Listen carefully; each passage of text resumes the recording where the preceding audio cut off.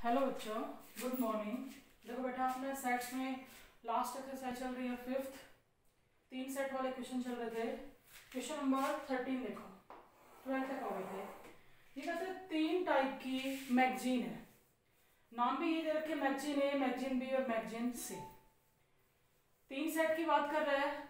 हम पहले देख लेते कि भाई हम जो वेन डायग्राम बनाते हैं उसके लिए आपके पास सफिशिएंट डाटा है या नहीं है। अगर नहीं है तो फिर फॉर्मूले की हेल्प से कोई एक टर्म अगर अननोन है तो हम उसको निकाल लेंगे।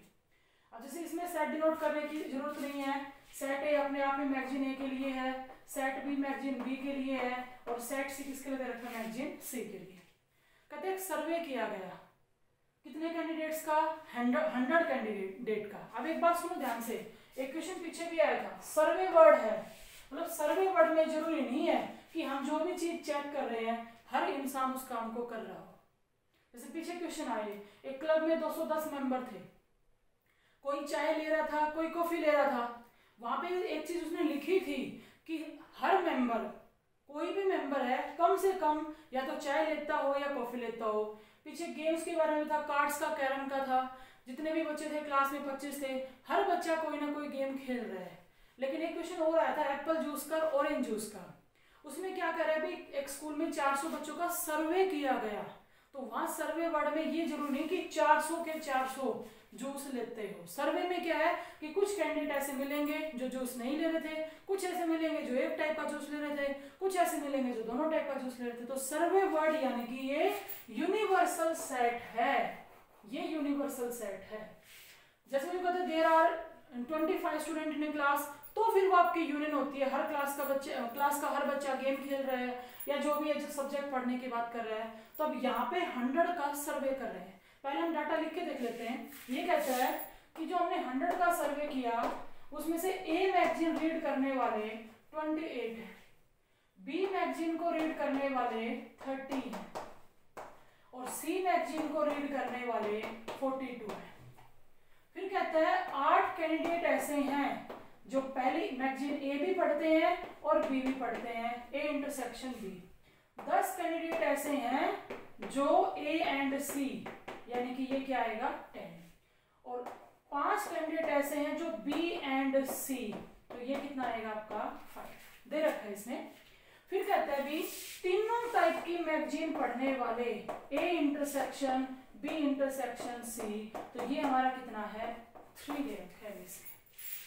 अब सुनो, तीनों के इंटरसेक्शन चाहिए, ए की बी के साथ, बी की सी के साथ, सी की ए के साथ, सारी हैं, ए के बी के सी के, हमें सारे चाहिए, यानी कि हम यहाँ से निकाल सकते हैं, डायग्राम सीधा बना सकते हैं। और अब आप ये भी पता लगा सकते हो कि सर्वे में जो 100 है कितने ऐसे हैं जो मैगजीन पढ़ते हैं, कितने ऐसे जो मैगजीन नहीं पढ़ते, वो चीज आपकी अपने आप आ जाएगी। पहले हम डायग्राम बना रहे हैं। ये हमने लिया universal set, set A, set B और सेट सी।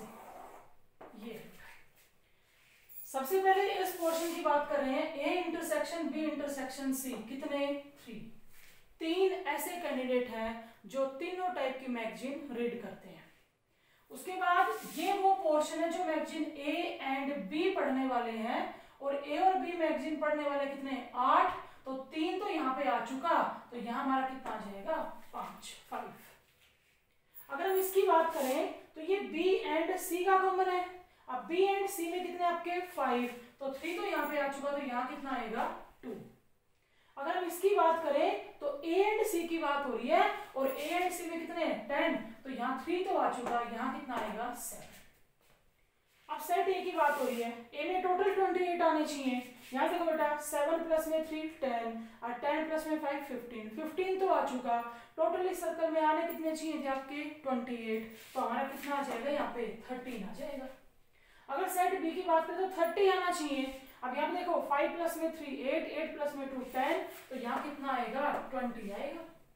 और अगर हम इसकी बात करते हैं तो 7 प्लस में 3 10, 10 प्लस में 2 12, और है कितना 42, तो यहाँ कितना आएगा 30। डायग्राम हमारा बन गया।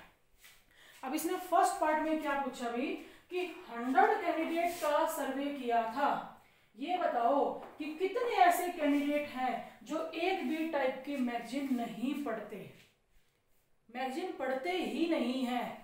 तो मुझे ये बताओ, अगर आपसे ये पूछ ले कि कितने ऐसे कैंडिडेट हैं जो मैगजीन पढ़ते हैं, 1 पढ़ रहे हैं, 2 पढ़ रहे हैं, तीनों पढ़ रहे हैं, या यूं कहे there are in all, total की बात करता है तो हम इन सबको ऐड करते हैं। यानी तो हम क्या करेंगे, पढ़ने वालों को ऐड कर लेते हैं और टोटल कैंडिडेट 100 में से माइनस कर देंगे तो हमें ये पता लग जाएगा कि कितने ऐसे कैंडिडेट हैं जो एक भी मैगजीन नहीं पढ़ते। तो इन सब का क्या कर दो, सम कर दो। करो, यहाँ देखो 30 प्लस में 20 50, ये हमारा हो गया 20 तो 70 हो गया, 70 और ये कितना आ गया टोटल 80 आ गया बेटा। 80 ऐसे कैंडिडेट हैं जो मैगजीन पढ़ते हैं, एक पढ़ रहे हैं, दो पढ़ रहे हैं या 3 पढ़ रहे हैं। अब सर्वे कितने का किया था, 100 का। तो तुम ये बताओ कितने ऐसे कैंडिडेट रहेंगे जो एक भी टाइप की मैगजीन नहीं पढ़ते हैं। कितने आएंगे, 20 कैंडिडेट होंगे जो मैगजीन पढ़ते ही नहीं है। इसने इसके सेकंड पार्ट में क्या पूछा, ओनली सी, सिर्फ हमें वो बताओ जो सी जो मैगजीन है उसको रीड करने वाले कैंडिडेट बताने हैं। तो यहाँ देखो भाई सी मैगजीन को रीड करने वाले कौन से हैं, 30, क्योंकि ओनली लगा हुआ है। ओनली सी, ओनली बी पूछता तो ये, ओनली ये पूछेगा तो ये। तो सेकंड का आंसर कितना हो जाएगा आपका 30। तो 3 सेट की जब भी बात आए तो सबसे पहले क्या करो, वेन डायग्राम बनाओ और जो भी हमसे पूछेगा हम उस डायग्राम में से देख के अच्छे से बता सकते हैं। नेक्स्ट देखो बेटा, क्वेश्चन नंबर 14 एक बार मैंने बीच में छोड़ दिया, उसको 16 के साथ करवाएंगे। हम 15 कर रहे हैं और ये इंपॉर्टेंट क्वेश्चन है। इंपॉर्टेंट तो 3 सेट वाले सारे ही हैं, लेकिन इसमें कई तरह से पार्ट बना के पूछ रहे हैं। अगर आप ये इकलौता क्वेश्चन भी कर लेते हो ना, तो जो भी आपसे पूछा जाए 3 सेट पे आप अच्छे से डायग्राम बना के उस क्वेश्चन का आंसर दे सकते हो। सुनो, ये कहते हैं 25 स्टूडेंट्स का सर्वे किया गया। ये सर्वे वर्ड आपको क्या कहता है, जरूरी नहीं है कि 25 के 25 उन सब्जेक्ट्स को पढ़े। हो सकता है कोई एक आध ऐसा भी हो कि जो पढ़ता ही ना हो, ना केमिस्ट्री पढ़ता हो, ना मैथ पढ़ता हो, ना फिजिक्स पढ़ता हो। 3 सब्जेक्ट की बात कर रहे हैं, मैथ्स की, फिजिक्स की और केमिस्ट्री की। कहता है 15 बच्चे ऐसे हैं जो मैथ्स पढ़ते हैं, 12 बच्चे ऐसे जो फिजिक्स पढ़ते हैं और 11 बच्चे ऐसे जो केमिस्ट्री पढ़ते हैं। फिर कहता है मैथ्स एंड केमिस्ट्री के 5, मैथ्स एंड फिजिक्स के 9, फिजिक्स एंड केमिस्ट्री के 4 और कहता है तीनों सब्जेक्ट पढ़ने वाले कितने हैं, 3। ये सारा डाटा आपको गिवन है और ये सारे पार्ट आपसे पूछ रखे हैं। तो सबसे पहले तो क्या करो, डायग्राम बनाओ। ये हमने यूनिवर्सल सेट ले लिया, यूनिवर्सल सेट। ये सेट ए, सेट बी, थोड़े से बड़े बड़े सर्कल बनाना जिसे यहाँ लिखने के लिए आपको प्रॉपर स्पेस मिल सके। ये कहते हैं तीनों सब्जेक्ट पढ़ने वाले, मैथ्स फिजिक्स एंड केमिस्ट्री पढ़ने वाले कितने स्टूडेंट हैं, 3। ये है मैथ्स के लिए, ये फिजिक्स के लिए। Maths and physics A intersection B लिख लेते हैं, डाटा मैंने लिखा नहीं, इधर लिखो बेटा। सबसे पहले लिखो let A be the set of the student who study maths, B be the set of student who study physics और C be the set of student who study chemistry. या फिर आप एमपीसी से करना चाहो उससे कर सकते हो। देखो इधर मैथ्स पढ़ने वाले सेट ए में डाले और वो कितने हैं, 15। फिजिक्स पढ़ने वाले सेट बी में डाले वो कितने हैं, 12 और केमिस्ट्री पढ़ने वाले सेट सी में डाले वो कितने हैं, 11। फिर कहते हैं ये मैथ्स एंड केमिस्ट्री, तो मैथ्स तो सेट ए में है और केमिस्ट्री सेट सी में है, वो कितने हैं, 5। फिर कह रहे हैं मैथ्स एंड फिजिक्स, तो मैथ्स ए में फिजिक्स बी में वो कितने हमारे, 9। फिर कह रहे हैं फिजिक्स एंड केमिस्ट्री, तो फिजिक्स सेट बी में, केमिस्ट्री सेट सी में और फिजिक्स एंड केमिस्ट्री कितने हैं, 4। और तीनों सब्जेक्ट पढ़ने वाले maths and physics and chemistry वो कितने हैं, 3। देखो बेटा A intersection B intersection C कितना हो गया, 3। अगर ए इंटरसेक्शन बी की बात करें मैथ्स एंड फिजिक्स की, तो ए इंटरसेक्शन बी में 9 आना चाहिए, 3 यहाँ पे आपका आ चुका, तो कितना आएगा, 6। उसके बाद अगर हम इसकी बात करें physics and chemistry B intersection C 4 है, तो 3 यहाँ पे आ चुका, तो यहाँ कितना आएगा, 1। उसके बाद देखो अगर हम ए इंटरसेक्शन सी की मैथ्स एंड केमिस्ट्री की बात करें तो 5 है, तो यहाँ कितना आएगा, 2। सेट ए में मैथ्स पढ़ने वाले कितने हैं, 15। यहाँ देखो 6 3 9 2 11, तो यहाँ कितना आएगा, 4। अगर सेट बी की फिजिक्स की बात करें 12 है, तो यहाँ पे 6 3 9 1 10, तो यहाँ कितना आएगा, 2 आ जाएगा। और अगर केमिस्ट्री की बात करते हैं तो 3 + 2 5 प्लस में 1 6, ये हमारा कितना है, 11, तो यहाँ कितना आ जाएगा, 5। ये हमारा बन गया वेन डायग्राम। अब यहाँ से जो भी पूछते हैं हम बता सकते हैं। पहला पार्ट ध्यान से सुनो, क्या कह रहा है, ओनली केमिस्ट्री पढ़ने वाले स्टूडेंट बताओ। ओनली केमिस्ट्री कितने होंगे 5। समझ गए नहीं, क्योंकि ये वो पोर्शन है जो केमिस्ट्री तो पढ़ते हैं बच्चे लेकिन मैथ और फिजिक्स नहीं पढ़ते, तो इसका आंसर कितना हो जाएगा 5। फिर कहते हैं ओनली मैथ्स, तुम ही बताओ क्या आएगा। ओनली मैथ्स, मैथ्स सेट ए में डाला था तो कितने हो जाएंगे 4। फिर कहते हैं only physics, only physics set B में था तो ओनली फिजिक्स वाले कितने हो जाएंगे आपके 2 हो जाएंगे। फिर कहते हैं physics and chemistry but not math, physics and chemistry but not math, ये वो पोर्शन था जो फिजिक्स एंड केमिस्ट्री के लिए था, लेकिन ये 3 बच्चे तो मैथ भी पढ़ते हैं, तो physics and chemistry but not math में एक ही स्टूडेंट है। फिर कह रहा है maths and physics, maths and physics but not chemistry, तो मैथ्स एंड फिजिक्स में तो ये पोर्शन है, बट नॉट केमिस्ट्री, तो कितने बच जाएंगे सिर्फ आपके 6 आ जाएंगे।